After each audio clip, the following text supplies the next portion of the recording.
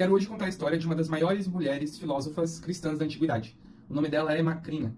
Ela viveu entre 327 e 380 d.C. Na sua infância, ela foi educada pela sua mãe, e desde cedo ela aprendeu a ler e a escrever, e todos os dias ela recitava os salmos. Durante a sua adolescência, ela foi prometida em casamento para um jovem, porém, esse jovem acabou morrendo antes do casamento acontecer, e isso fez com que ela decidisse se tornar virgem e dedicar a vida dela totalmente ao Senhor, sem se casar com mais ninguém. Um dos irmãos da Macrina, chamado Basílio, que hoje é considerado um dos grandes pais da igreja e também produziu comentários extensos sobre o livro de Gênesis, já teve uma fase meio mundana, onde ele estava um pouco desviado. Eu vou reproduzir aqui uma carta biográfica chamada Vida de Santa Macrina, que foi escrita pelo irmão dela, o Gregório de Nissa. E, portanto, contém informações de primeira mão, ou seja, de uma testemunha ocular. A carta diz assim: o grande Basílio retornou após seu longo período de educação, já um retórico experiente. Estava extremamente orgulhoso da sua oratória e desprezava os dignatários locais, superando em sua própria avaliação todos os homens de posição e liderança. Mesmo assim, Macrina o acolheu e, com tamanha rapidez, o conduziu também à filosofia, de modo que ele abandonou as glórias deste mundo e desprezou a fama conquistada pela oratória. No século IV, era comum as pessoas estudarem as filosofias seculares e acabarem se desviando da fé cristã por conta desses estudos. Mas o problema não estava em estudar especificamente as filosofias seculares. O problema estava em você dedicar todo o seu tempo para as filosofias seculares e você deixar a sua vida cristã de lado, que posteriormente te levaria ao desvio da fé. E a gente vê pelo texto que Basílio se tornou um homem arrogante, que se achava mais sábio do que todos os outros. E a Macrina ensinou ele a voltar aos caminhos do Senhor. Ela, que também conhecia a filosofia secular, conseguiu quebrar o argumento dos materialistas ateus e trouxe ele de volta à fé. Nesse mesmo texto, a gente vê um pouco a relação da Macrina com o abolicionismo, ou seja, a libertação dos escravos.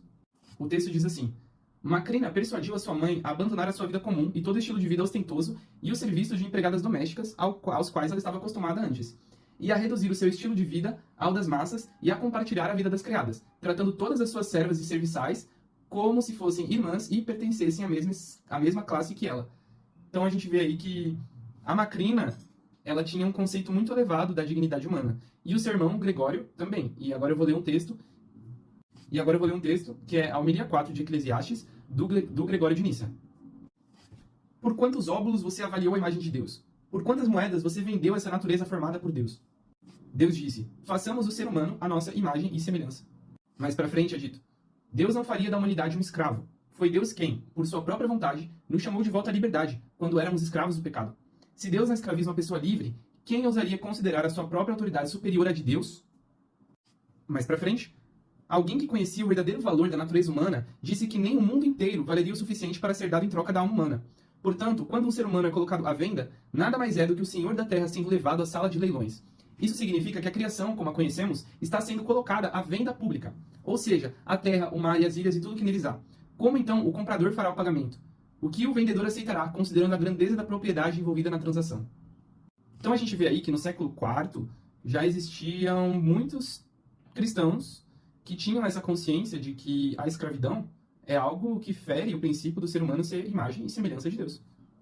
E a Macrina pensava dessa mesma forma, tanto que dentro do mosteiro que ela vai fundar na sua vida, ela tinha pessoas de diferentes classes sociais que moravam juntas, faziam as coisas juntas, estudavam, aprendiam a ler, a escrever, trabalhavam também, mas todas livres, sem mais essas prisões e essas usurpações da vida do outro.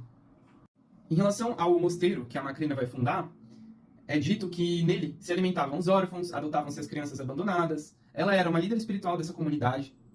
E lá, certa vez, um soldado, junto com a sua mulher, levaram a sua filha para esse mosteiro.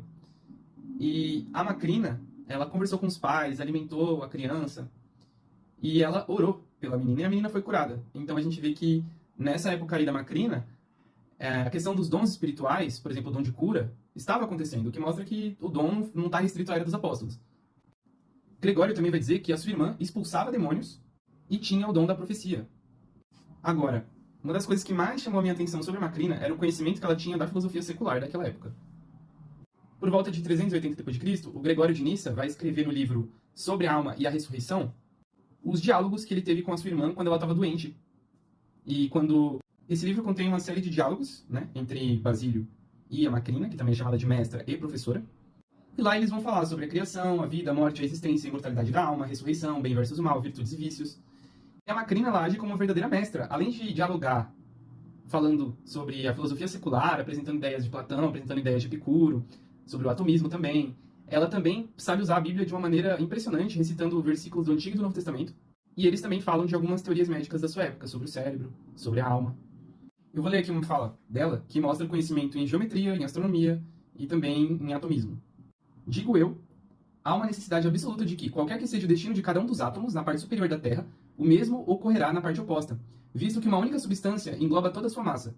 Assim como, quando o Sol brilha sobre a Terra, a sombra se estende sobre a sua parte inferior, porque sua forma esférica torna impossível que seja abrangida completamente pelos raios simultaneamente.